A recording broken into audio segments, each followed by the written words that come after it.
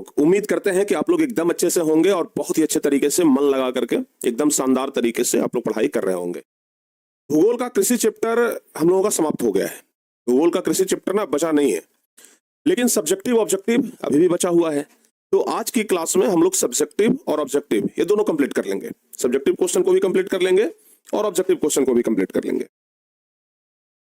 तो आइए प्यारे बच्चों, आज हम लोग ना सब्जेक्टिव भी और ऑब्जेक्टिव भी एकदम बेहतरीन तरीके से पढ़ना शुरू करते हैं।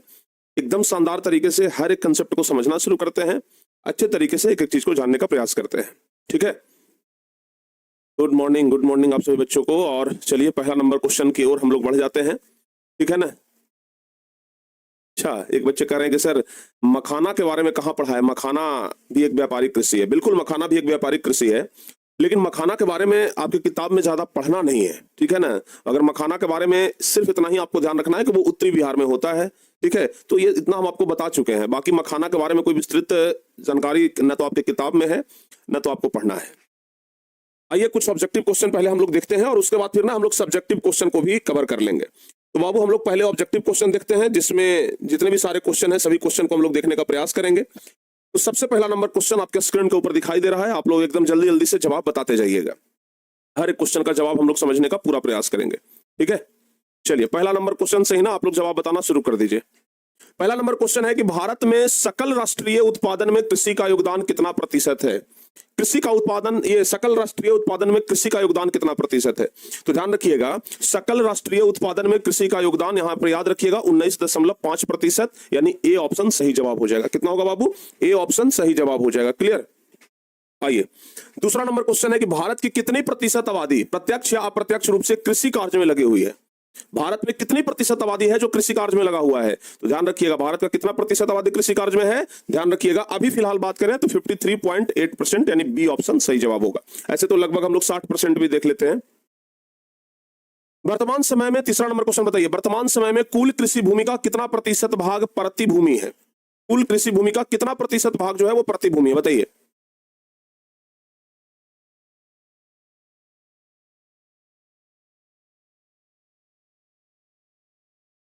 बताओ बाबू, तीसरा नंबर क्वेश्चन कह रहा है कि वर्तमान कृषि भूमि का कितना प्रतिशत प्रति भूमि है? प्रति कितना प्रतिशत है? तो वर्तमान समय में कुल कृषि भूमि का कितना प्रतिशत भाग प्रति है बाबू? तो याद रखिएगा 5 से 7% भूमि जो है वो प्रति है। कितना? 5 से 7% भूमि जो है वो प्रति है, ध्यान दीजिएगा। आइए चौथा नंबर क्वेश्चन कह रहा है कि भारत के कुल भूभाग का कितना प्रतिशत भाग मैदानी है? भारत के कुल भूभाग का कितना प्रतिशत भाग जो है वो मैदानी है? कितना प्रतिशत भाग मैदानी है? तो भारत के कुल भूभाग का कितना प्रतिशत भाग मैदानी है? चौथा नंबर क्वेश्चन। तो जवाब क्या होगा? ध्यान रखिएगा, जवाब होगा चौथा का बी नंबर ऑप्शन 43%। भारत के कुल भूभाग का 43% भाग जो है वो मैदानी है। ठीक है ना, ये सब क्वेश्चन याद रखिएगा। अगला क्वेश्चन बता दीजिए, भारत में लगभग 2/3 लोगों की जीविका का आधार क्या है?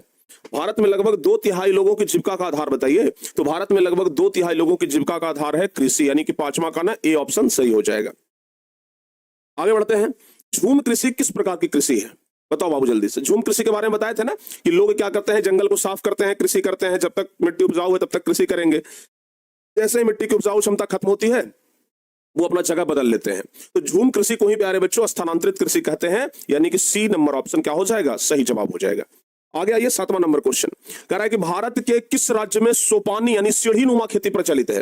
तो सीढ़ी नुमा खेती कहां प्रचलित है? ये पिछले चैप्टर में भी हम आपको बताए थे। तो ये सीढ़ी नुमा खेती उत्तराखंड राज्य में है, ध्यान रखिएगा, डी नंबर ऑप्शन सही जवाब हो जाएगा। क्लियर।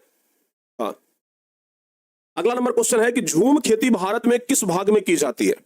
भारत में झूम खेती किस भाग में की जाती है? आठवां नंबर क्वेश्चन बताइए। तो झूम खेती ज्यादा पूर्वोत्तर भाग में आपको देखने के लिए मिलेगा, यानी कि आठवां का सी ऑप्शन सही होगा।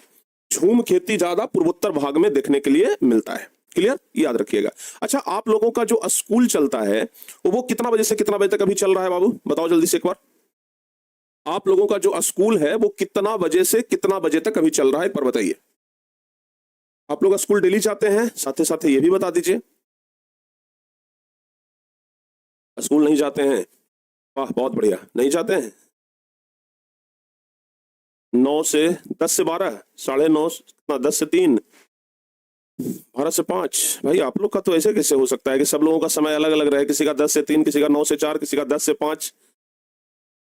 टाइम बताइए ना, कितना बजे से कितना बजे तक टाइम है, मतलब आप जाते हैं ये मत बताइए, कितना से कितना बजे तक जाना चाहिए, टाइम कितना बजे से कितना बजे तक है, बस हमें ये बता दीजिए। आज तो छुट्टी होगा स्कूल में, आज तो स्कूल में छुट्टी होगा ना, बताओ बाबू। यस, आज तो छुट्टी होगा, आज गणेश पूजा है। चलिए आगे बढ़ते हैं बाबू, 9 से 4। चलिए ठीक है, हम समझ गए। आगे बता दीजिए अब 9वां नंबर क्वेश्चन कह रहा है कि निम्नलिखित में से कौन उस कृषि प्रणाली को दर्शाता है जिसमें एक ही फसल लंबे चौड़े क्षेत्र में उगाई जाती है। अगर एक ही फसल लंबे चौड़े क्षेत्र में उगाया जाए तो उसको क्या कहते हैं। आपको पता है कि लंबे चौड़े क्षेत्र में उपजाया जा रहा है, यानी कि वो व्यापार के पर्पस से उपजाया जा रहा है, यानी कि लंबे चौड़े क्षेत्र में अगर एक ही प्रकार के फसल उपजाया जाए तो उसको रोपण कृषि कहते हैं, और रोपण कृषि को ही व्यापारिक कृषि कहते हैं, ध्यान दीजिएगा। आगे बताइए 10वां नंबर क्वेश्चन कह रहा है इनमें से कौन सा यंत्र प्रारंभिक जीविका कृषि कार्य करने के लिए उपयोगी नहीं है। कह रहा है कौन सा यंत्र प्रारंभिक जीविका कृषि कार्य के लिए उपयोगी नहीं है, बताओ बाबू कौन सा यंत्र है जो प्रारंभिक जीविका कृषि कार्य के लिए उपयोगी नहीं है। 10वां नंबर क्वेश्चन, तो देखिए प्रारंभिक जीविका कृषि कार्य के लिए हल, खुरपी, कुदाल, ये सब प्रारंभिक जीविका कृषि कार्य के लिए उपयोगी है। ट्रैक्टर तो फिर व्यापारिक कृषि के लिए उपयोगी हो जाता है, ट्रैक्टर तो बड़े पैमाने पर कृषि के लिए उपयोगी हो जाता है, तो 10 का डी ऑप्शन होगा। आगे बताइए निम्नलिखित में से किस फसल की खेती रोपण कृषि के अंतर्गत की जाती है। रोपण कृषि मतलब व्यापारिक कृषि, तो बताइए धान, गेहूं, कपास और चाय में किसकी खेती व्यापार के लिए किया जाएगा, तो भाई जवाब होगा चाय की, 11 का डी ऑप्शन। आगे बता दीजिए निम्न में कौन रोपण फसल नहीं है। 12 नंबर क्वेश्चन बताइए रोपण फसल कौन नहीं है, निम्न में कौन रोपण फसल नहीं है, जवाब क्या होगा। तो रोपण फसल कौन नहीं है बाबू, 12 नंबर क्वेश्चन जवाब क्या हो जाएगा, रोपण फसल कौन नहीं है, जवाब हो जाएगा गेहूं, यानी कि 12 का ए ऑप्शन क्या हो जाएगा, सही हो जाएगा। गेहूं तो जीवन निर्वाह कृषि के अंतर्गत आता है। आगे बताइए रबी फसल की बुआई किस माह में आरंभ की जाती है। रबी फसल की बुआई किस माह में आरंभ की जाती है, 13 नंबर क्वेश्चन बता दीजिए। तो रबी फसल की बुआई कब हो जाएगा, अक्टूबर नवंबर में। आप लोग को तो बताए थे, जैसे गेहूं का मान लीजिए, गेहूं क्या आता है, रबी फसल का एग्जांपल है, तो गेहूं का वो जो बुआई होता है कब होता है, अक्टूबर नवंबर में होता है, ध्यान दीजिएगा। आगे बता दीजिए जायद फसल का उत्पादन किस मौसम में होता है बाबू, जायद फसल बताइए जल्दी से। तो जायद फसल का उत्पादन जो है वो मुख्य रूप से गर्मी में होता है, 14 का ए ऑप्शन सही हो जाएगा। आगे बताइए 15 नंबर निम्नलिखित में खरीफ फसल कौन है। खरीफ फसल के बारे में हम आपको बता चुके हैं, तो खरीफ फसल कौन है, गेहूं, सरसों, चावल। चावल तो देखते के साथ बता दीजिएगा, चावल क्या है, खरीफ फसल है, ठीक है ना। आगे बताइए निम्नलिखित में कौन रबी फसल है, रबी फसल कौन है, 16 नंबर क्वेश्चन। तो रबी फसल कौन हो जाएगा बाबू, 16 का सही जवाब क्या हो जाएगा, 16 का ना बी ऑप्शन सही हो जाएगा, 16 का बी ऑप्शन। निम्नलिखित में कौन रबी फसल है, तो 16 का बी ऑप्शन होगा चना। रबी फसल कौन है, चना, याद रखिएगा। आइए 17 नंबर क्वेश्चन देख लेते हैं। कह रहा है कि निम्न में से खरीफ की फसल कौन है, 17 नंबर क्वेश्चन कह रहा है कि निम्न में खरीफ की फसल कौन है, 17 नंबर क्वेश्चन। जवाब क्या होगा, तो याद रखिएगा खरीफ की फसल चावल, मक्का, कपास, खरीफ का फसल तो इनमें से सभी हो जाएगा, यानी कि 17 का डी नंबर ऑप्शन सही होगा। जो बच्चे 17 का डी बता रहे हैं बिल्कुल सही है। आइए 18 नंबर क्वेश्चन निम्नलिखित में से कौन रबी फसल है। 18 नंबर क्वेश्चन बताइए कि रबी फसल कौन है। 18वां नंबर क्वेश्चन कह रहा है कि निम्नलिखित में रबी फसल कौन है। तो बाबू रबी फसल का जो मुख्य फसल है वो क्या है, गेहूं है, यानी कि 18 का सी नंबर ऑप्शन सही हो जाएगा। आगे बता दीजिए निम्न में से कौन रोपण फसल नहीं है। 19वां नंबर क्वेश्चन रोपण फसल कौन नहीं है। रबड़ व्यापारिक कृषि, गन्ना व्यापारिक कृषि, चाय व्यापारिक कृषि, लेकिन धान निर्वाहक कृषि। तो कह रहा है कि रोपण फसल नहीं है, ये रोपण है, ये रोपण है, ये रोपण है, ये रोपण फसल नहीं है। आगे बता दीजिए कुछ लोग ऐसे देखते हैं ना कि जिसको रोपा जाता है वो रोपण फसल है, नहीं है, ऐसा मत सोचिएगा। जो व्यापार के लिए उपजाया जाता है वो रोपण फसल है, इसको ऐसे याद रखिएगा, ठीक है ना।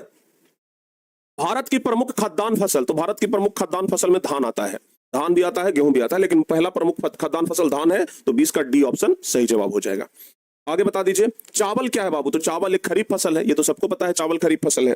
आगे बता दीजिए भारत में धान की खेती सबसे अधिक कहां होती है।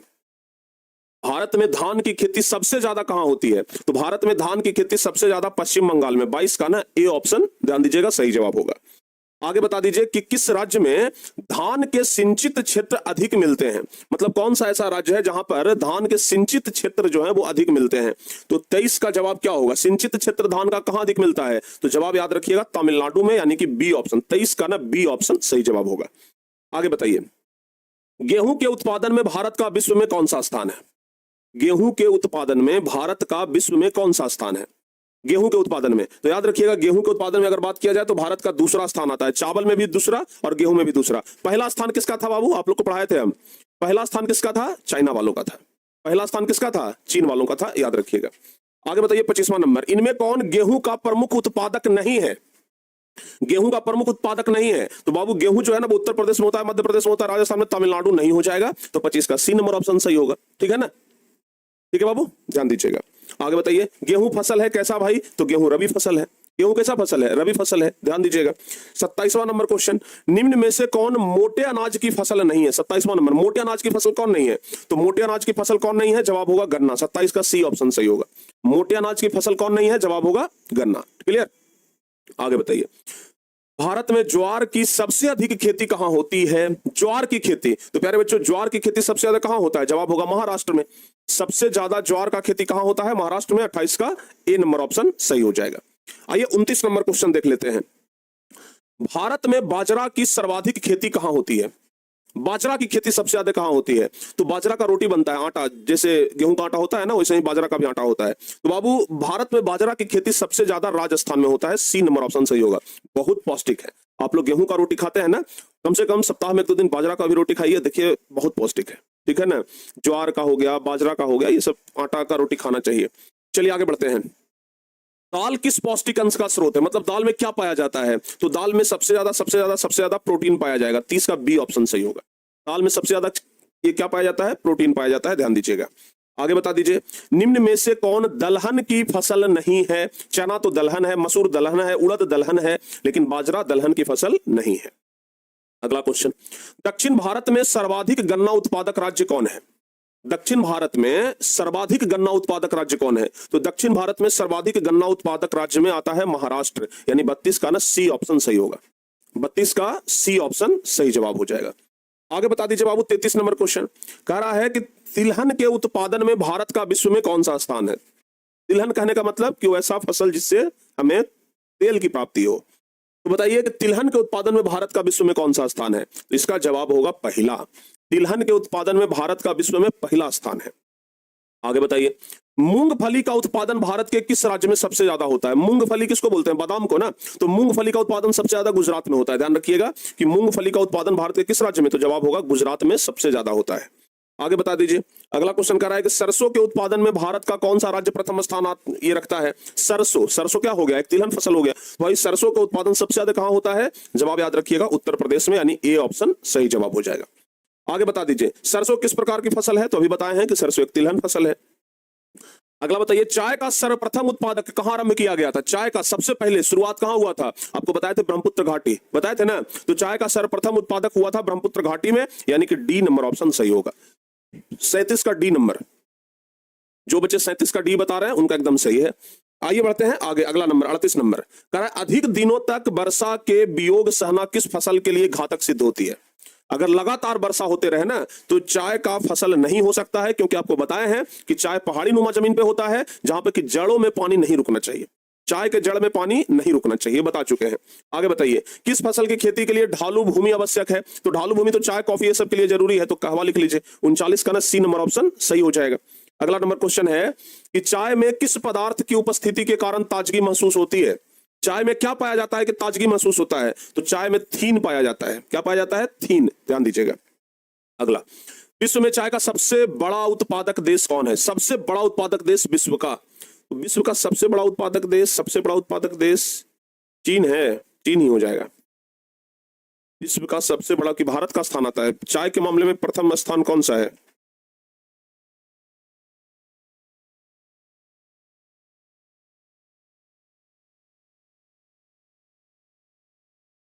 चाय का सबसे बड़ा उत्पादक देश चीन ही है भाई, जो अकेले 40% चाय का उत्पादन करता है, और भारत दूसरे नंबर पे आता है। भारत दूसरे नंबर पर चाइना के बाद चावल में भी, गेहूं में भी, चाय में भी, सब में है। ठीक है ना, तो बी हो जाएगा। 41 का बी। आगे बढ़ते हैं, भारत में सबसे अधिक चाय का निर्यात किस पतन से किया जाता है? मतलब कौन सा पानी वाला ये जो पतन होता है ना, जिसको आप लोग क्या बोलते हैं, जो चारों तरफ से पानी से घिरा हो और बीच में जहाज रुकता हो, बीच में स्थल हो, जो तो कुछ बोलते हैं जी, देखिए ध्यान में नहीं आ रहा है, पता नहीं। ये फिलहाल तो याद रखिए कि भारत में सबसे अधिक चाय का निर्यात किस पतन से किया जाता है? तो याद रखिएगा चाय का निर्यात तो है ना वो कोलकाता पतन से सबसे ज्यादा किया जाता है। ठीक है, हाँ, भारत पीने के मामले में नंबर 1 पर है, सही बात है। हाँ टापू बोलते हैं, एकदम बहुत बढ़िया। आगे बताइए, निम्नलिखित में कौन सी पेय फसल है? पेय फसल मतलब पीने वाला फसल, तो पेय फसल कौन है बाबू? पेय फसल चना हो जाएगा, सी नंबर ऑप्शन सही हो जाएगा, ठीक है ना। सॉरी चना बोल रहे हैं, कॉफी हो जाएगा, ठीक है ना, 43 का बी नंबर ऑप्शन होगा। आगे बताइए, निम्न में से कौन एक कॉफी की किस्म नहीं है? रोबस्टा, अरेबिका, लिबेरिका और अरेबिका। बाबू 44 नंबर क्वेश्चन कर रहा है कि कौन है जो कॉफी का एक किस्म नहीं है? रोबस्टा तो कॉफी का किस्म होता है, लिबेरिका होता है, अरेबिका भी होता है, यूरेबिका कॉफी का कोई किस्म नहीं होता है। 44 का बी नंबर ऑप्शन सही होगा, 44 का बी नंबर ऑप्शन ध्यान दीजिएगा। 45 नंबर बता दीजिए, कह रहा है कि पूर्वोत्तर भारत में कॉफी उत्पादन में अग्रणी राज्य कौन है?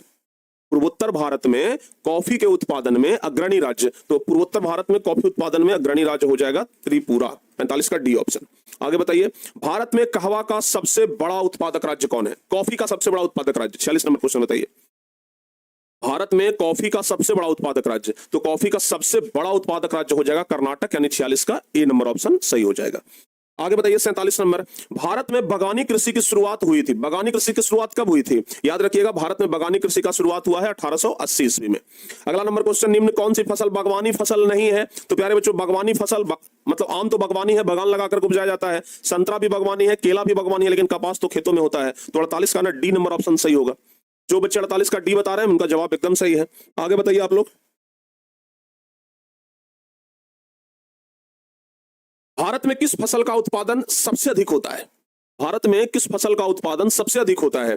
तो भारत में सबसे ज्यादा केला का उत्पादन होता है, ठीक है ना। और हाजीपुर का केला जो है वो सबसे ज्यादा प्रसिद्ध है, मुजफ्फरपुर का आम जो है वो सबसे ज्यादा प्रसिद्ध है, तो लेकिन केला जो है वो सबसे ज्यादा होता है भारत में। आगे, आम के उत्पादन में भारत का विश्व में कौन सा स्थान है? आम के उत्पादन में, अभी तो कुछ दिन पहले आम का सीजन था ना, तो आम के उत्पादन में भारत का स्थान एकदम पहला है, 50वां का ना ए नंबर ऑप्शन सही हो जाएगा। आगे बता दीजिए बाबू 51 नंबर क्वेश्चन, 51 नंबर क्वेश्चन बताइए, कह रहा है कि जैम, जेल, स्कॉच इत्यादि का कच्चा माल क्या है? जेल ये सब बनता है ना, बाजार में बिकता है जेल, तो वो सब जो है उसका कच्चा माल क्या है? ध्यान रखिएगा, जेल ये सब जो बनता है ये सब फल से ही बनता है, तो सी नंबर ऑप्शन सही होगा। जो बच्चे सी नंबर ऑप्शन बता रहे हैं उनका जवाब सही है।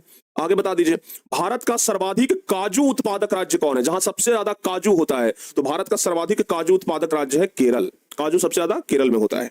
आगे बताइए, भारत के किस क्षेत्र में गरम मसालों की खेती की जाती है? गरम मसाला का खेती सबसे ज्यादा कहां होता है, किस क्षेत्र में? तो ध्यान रखिएगा, दक्षिणी क्षेत्र में गरम मसाला का खेती सबसे ज्यादा होता है, 53 का ना सी ऑप्शन सही हो जाएगा। अगला है कि भारत का नारियल प्रदेश किसे कहा जाता है? जहां पर कि नारियल सबसे ज्यादा होता है, तो ध्यान रखिएगा, नारियल प्रदेश केरल को कहा जाता है, 54 का बी ऑप्शन सही होगा। नारियल प्रदेश किसको कहते हैं? केरल को, भारत का नारियल प्रदेश केरल को, याद रखिएगा। आगे बता दीजिए, इसमें कौन सी फसल रेशेदार है? रेशेदार फसल कौन है? तो बाबू मकई, गेहूं, बाजरा ये सब रेशेदार नहीं है, लेकिन जूट जो है वो रेशेदार फसल है, 55 का ए नंबर ऑप्शन सही होगा, 55 का ए नंबर ऑप्शन ध्यान रखिएगा। आगे बताइए, इनमें से कौन रेशेदार फसल नहीं है? 56 नंबर क्वेश्चन, कौन है जो रेशेदार फसल नहीं है? तो जवाब क्या हो जाएगा? 56 का सी नंबर। गन्ना जो है वो रेशेदार नहीं है, क्योंकि कपास रेशेदार है, जूट रेशेदार है, सन जो है वो रेशेदार है, लेकिन गन्ना रेशेदार फसल नहीं है। आगे बता दीजिए, कपास निम्न में से कौन सी फसल है? कपास कौन सी फसल है प्यारे बच्चों? तो कपास जो है ना वो खरीफ फसल का उदाहरण है, 57 का ए नंबर ऑप्शन। कपास, चावल ये सब खरीफ फसल में आता है। आगे बता दीजिए, कपास का मूल स्थान किस देश को माना जाता है? कपास का मूल स्थान, तो 58 नंबर क्वेश्चन का जवाब क्या होगा? कपास का मूल स्थान जो है ना वो भारत को ही माना जाता है, 58 का ए ऑप्शन सही होगा। कपास का मूल स्थान भारत को माना जाता है। कपास की खेती के लिए कौन सी मिट्टी सबसे अधिक उपयुक्त होती है? कपास के लिए कौन सा मिट्टी सबसे बढ़िया है? तो कपास काली मिट्टी में सबसे बढ़िया होता है, हम आपको बता चुके हैं कि कपास काली मिट्टी में सबसे बढ़िया होता है। आगे बताइए, कपास के उत्पादन के लिए कितने दिन पाला रहित होने चाहिए? कल ही बताए थे, याद करिए कि कपास का अगर फसल अच्छा चाहिए तो कम से कम 210 दिन पाला रहित होना चाहिए, 60 का ए नंबर ऑप्शन सही होगा, 60 का ए नंबर ऑप्शन आप लोग ध्यान रखिएगा। 61 नंबर क्वेश्चन है कि उजला सोना किस पौधे को कहा जाता है? उजला सोना, तो प्यारे बच्चों उजला सोना ना कपास को कहते हैं, 61 का बी ऑप्शन हो जाएगा। उजला सोना किसको कहा जाता है? उजला सोना कपास को कहा जाता है, ध्यान दीजिएगा। आगे बताइए, सुनहरा रेशा किस फसल का अन्य नाम है? सुनहरा रेशा किस फसल का दूसरा नाम है? सुनहरा रेशा, तो 62 नंबर क्वेश्चन का जवाब क्या होगा? जूट को ही तो सुनहरा रेशा कहते हैं ना, तो जवाब होगा डी ऑप्शन, जूट को ही सुनहरा रेशा कहा जाता है। अगला क्वेश्चन बता दीजिए, भारत में जूट की सबसे अधिक खेती कहां होती है? भारत में जूट की सबसे अधिक खेती कहाँ होती है? तो भारत में जूट की सबसे अधिक खेती कहाँ? पश्चिम बंगाल हो जाएगा। जूट का सबसे अधिक खेती कहाँ होता है? पश्चिम बंगाल में, यानी 63 का बी नंबर ऑप्शन सही होगा। अगला नंबर क्वेश्चन बता दीजिए, हरित क्रांति का दूसरा चरण कब प्रारंभ हुआ? हरित क्रांति बताए थे ना, गेहूं के उत्पादन के लिए पंजाब हरियाणा के किसान को अच्छे उत्तम किस्म के बीज, उत्तम उर्वरक, सिंचाई का व्यवस्था, बिजली का व्यवस्था, सब कुछ दिया गया। तो हरित क्रांति का दूसरा चरण जो है ना, वो प्रारंभ हुआ था 1983-84 में, यानी 64 का ए नंबर ऑप्शन सही हो जाएगा। आगे बता दीजिए, हार्वेस्टर और थ्रेसर का प्रयोग किस कार्य में किया जाता है? हार्वेस्टर और थ्रेसर का प्रयोग, तो हार्वेस्टर, थ्रेसर, ये सब तो खेती करने के लिए होता है, कृषि कार्य में। तो बाबू जवाब हो जाएगा बी नंबर ऑप्शन, कृषि कार्य में किया जाता है। आगे बताइए, अंतरराष्ट्रीय फसल अनुसंधान केंद्र कहां स्थित है? अंतरराष्ट्रीय फसल अनुसंधान केंद्र, अंतरराष्ट्रीय फसल अनुसंधान केंद्र कहां स्थित है? तो जवाब होगा अंतरराष्ट्रीय फसल अनुसंधान केंद्र हैदराबाद में है, 66 का बी नंबर ऑप्शन। आगे बता दीजिए, केंद्रीय शुष्क क्षेत्र अनुसंधान संस्थान कहां है? केंद्रीय शुष्क क्षेत्र अनुसंधान संस्थान जो है वह जोधपुर में है, यानी 67 का ए नंबर ऑप्शन सही हो जाएगा। ठीक है ना, चलिए आगे बढ़ते हैं। भारतीय कृषि की असफलता का एक प्रमुख कारण बताइए।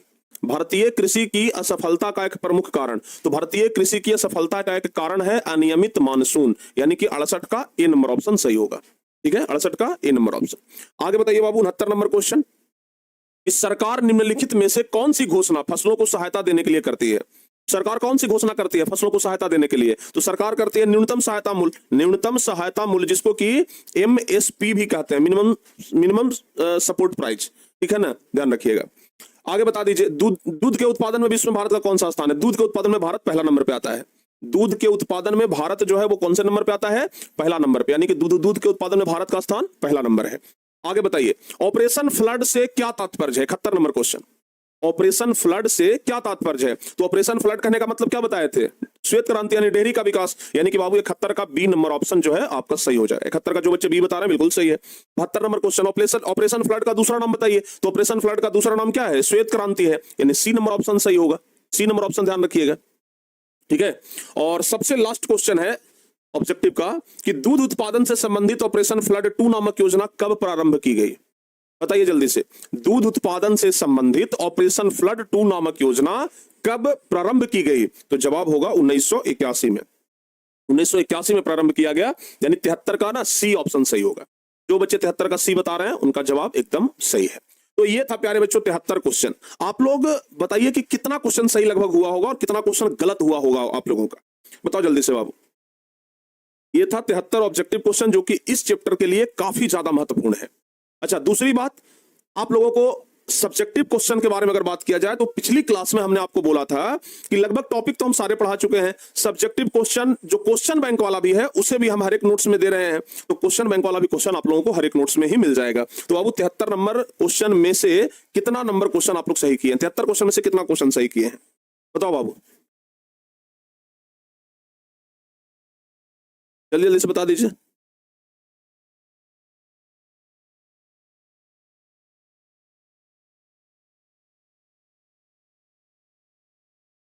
ठीक है सर, 61, अच्छा 63 सही है, 60, 63, 40, 63 प्लस 70, अंदाज से बता रहे हैं या फिर सचमुच में?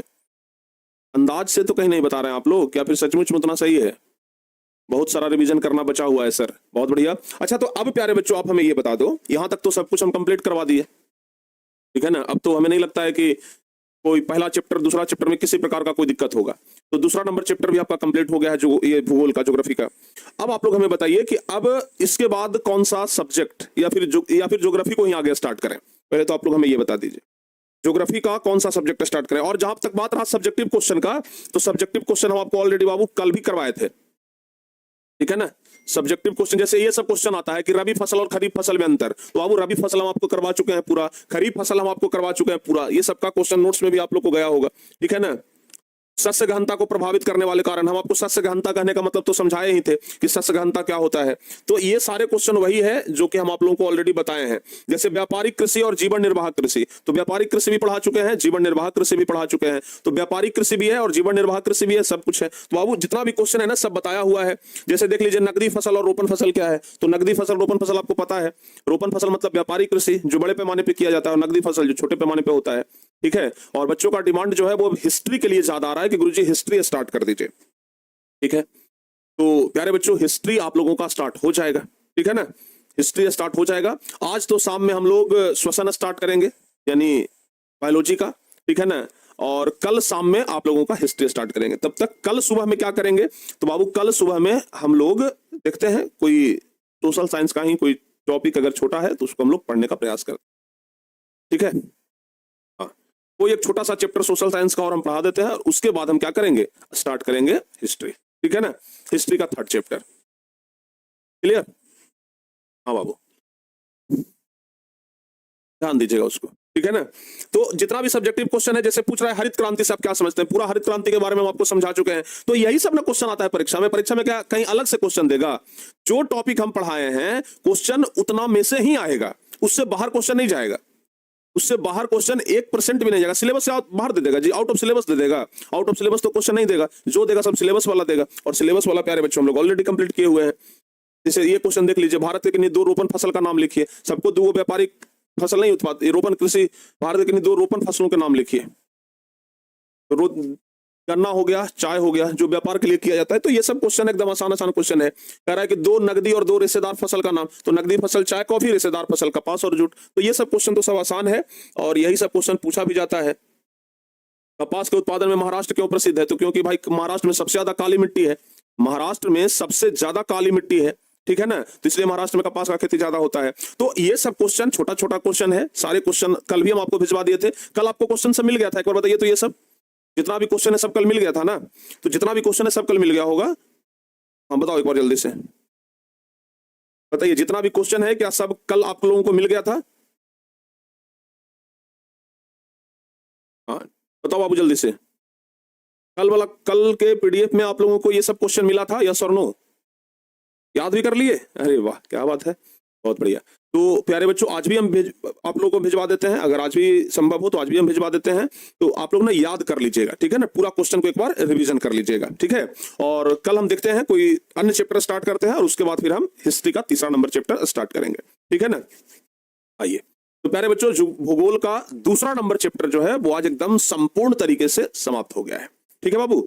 तो अब हम आप लोगों से मिलेंगे नेक्स्ट क्लास में, शाम वाली क्लास में। शाम वाली क्लास में आप लोग तैयार रहिएगा, आज बायोलॉजी होना है। शाम वाली क्लास में क्या होना है, बायोलॉजी। तो बाबू बायोलॉजी के लिए आप लोग ना तैयार रहिएगा। मिलते हैं फिर आपसे हम नेक्स्ट क्लास में, तब तक के लिए जय हिंद, धन्यवाद।